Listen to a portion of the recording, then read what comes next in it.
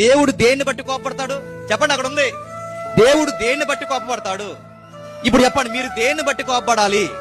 మీ కోపంలో ఏముండాలి చెప్పాలి? మీ కోపంలో రైట్ లాజిక్ ఉండాలి, జడ్జిమెంట్ బాగుండాలి. మరి చెప్తాను, న్యాయం ఉండాలి. ఈ కోపాన్ని దేవుడు ఎప్పుడు పాయింట్అవుట్ చేయడు?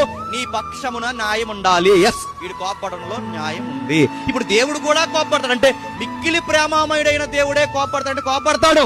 చాలా మందికి ఈ సబ్జెక్ట్ తెలియక ఏమంటారంటే, కోపడకూడదయ్యా క్రిస్టియన్స్ మనం అంటాడు. కోపడతాం, మా కోపంలో న్యాయం ఉంది, మా మాటలో న్యాయం ఉంది, మేం కోపడతాం. ఎందుకంటే దేవుడు న్యాయమును బట్టి కోపడ్డాడంటే, ఇప్పుడు నువ్వు కోపడాలన్నా నేను కోపపడాలన్నా న్యాయమును బట్టి. తిరగేసి మమ్మల్ని ఏమంటారు చెప్పినా, మీరు సేవకులై ఉండి మీకు అంత కోపం ఏంటి? న్యాయమును బట్టి.